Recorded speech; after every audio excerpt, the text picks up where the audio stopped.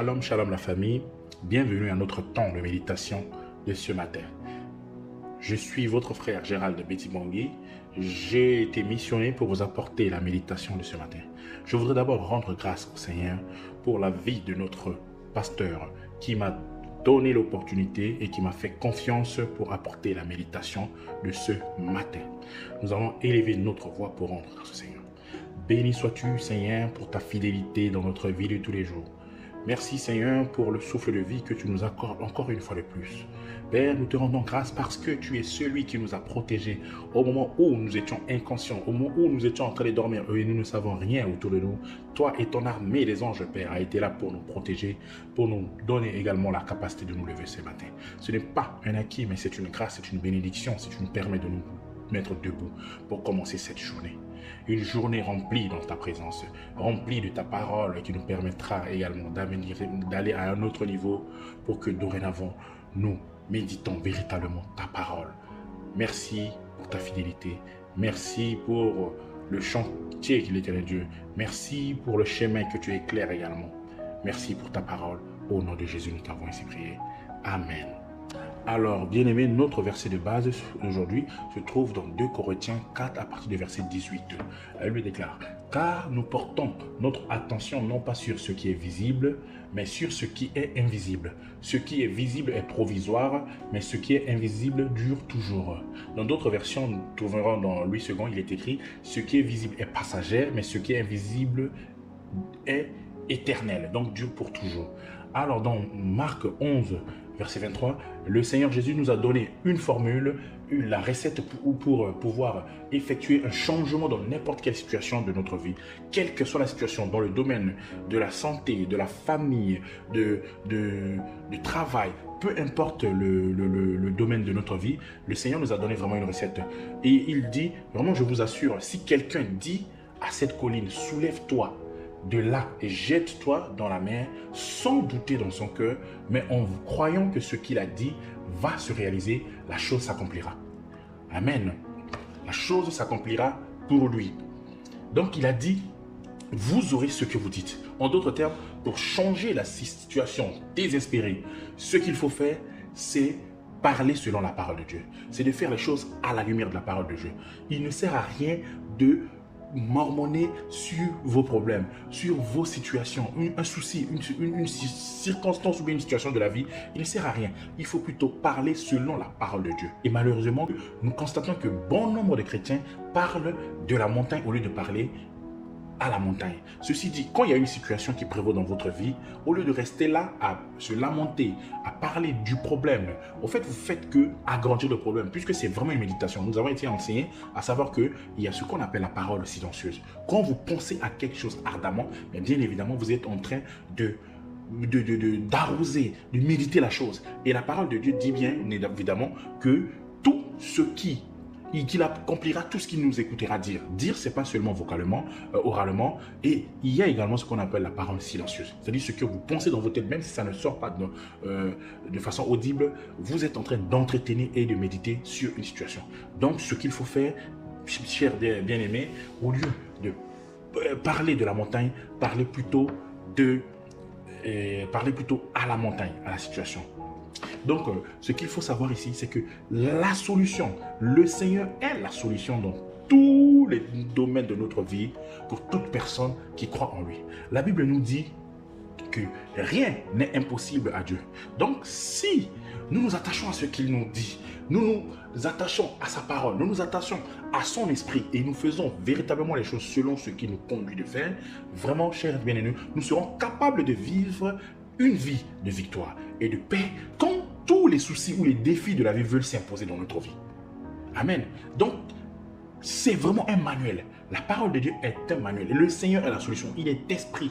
Donc, toutes les circonstances de notre vie, dans toutes les situations, quel que soit le défi, si nous mettons véritablement en pratique ce que et les recommandations, la recette que Dieu nous a communiquée, bien évidemment, rien de tout cela ne va s'imposer à nous. Amen. Donc, c'est ce qu'il faut voir. Quand tu es là, Oui, même si tu as des difficultés financières, des difficultés même à payer ton loyer. Mais dans ces genres de situations, ce qui arrive souvent, c'est que quand tu te lèves, dès que la première fois, les choses que tu te lèves, au lieu de méditer la parole, mais tu es là plutôt à penser. Tu te lèves avec ces soucis dans toute la journée et même quand tu te couches, tu es tout le temps là à passer ton temps à visionner les conséquences ou bien les conséquences qui peuvent advenir suite à ta difficulté financière. Donc tu es plutôt dans la peur, tu es dans l'angoisse, tu développes même, on va dire, l'ulcère de l'estomac. Tu te dis à tout moment tu seras expulsé de la maison. Tu te dis tu as la peur de ne plus avoir, de ne pas pouvoir subvenir aux besoins de ta famille. Tu as peur de ne pas pouvoir régler tes factures tout simplement. Donc, comme nous avons été enseignés dans notre maison, notre pasteur nous a enseigné, en faisant cela, tu es en train de méditer véritablement. Et quand tu médites sur ces sujets, bien évidemment négatifs et contraires à la parole de Dieu, mais tu es en train d'amplifier la situation. La seule chose que tu dois faire dans ces situations, c'est que tu dois méditer la parole de Dieu, la parole de vie. Donc, au lieu de passer ton temps à méditer sur ces problèmes. Amen.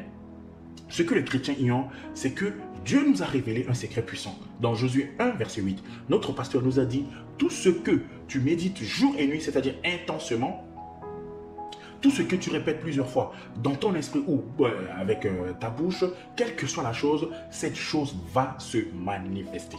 Ce qui fait que devant les défis, nous ne regardons pas les conséquences.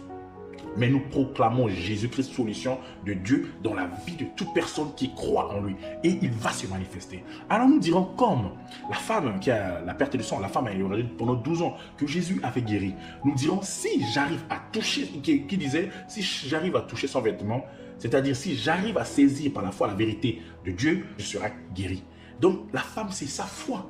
Sa foi, est-ce que Jésus s'est même retourné? Au contraire, c'est Jésus qui s'est rendu compte que non, quelque chose était sorti de lui, une puissance a été sortie de Jésus. Cette vieille, elle voyait des images différentes dans son esprit.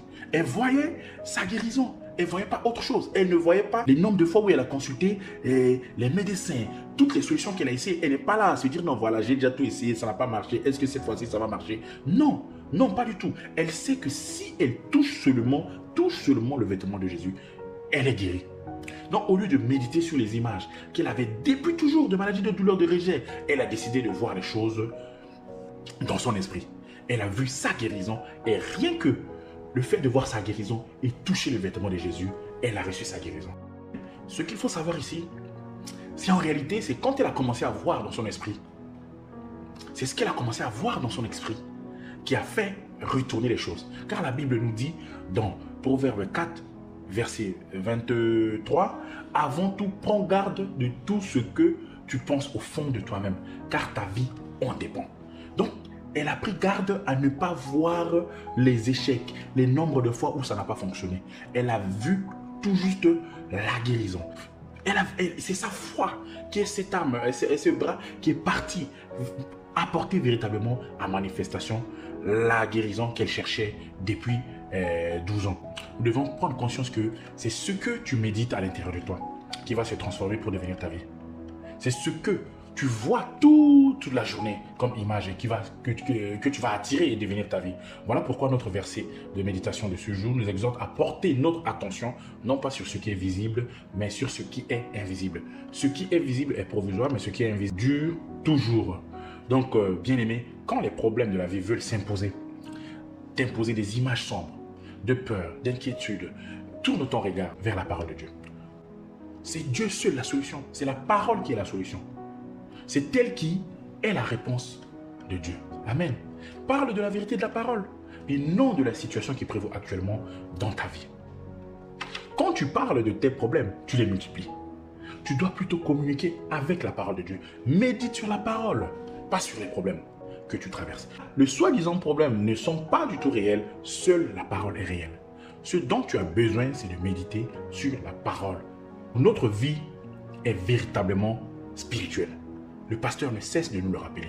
Ah oui, la vie est tout d'abord, notre vie est tout d'abord spirituelle. Donc nous devons comprendre et parler avec conscience, pas amener la pensée et la culture humaine dans la dimension spirituelle. Amen.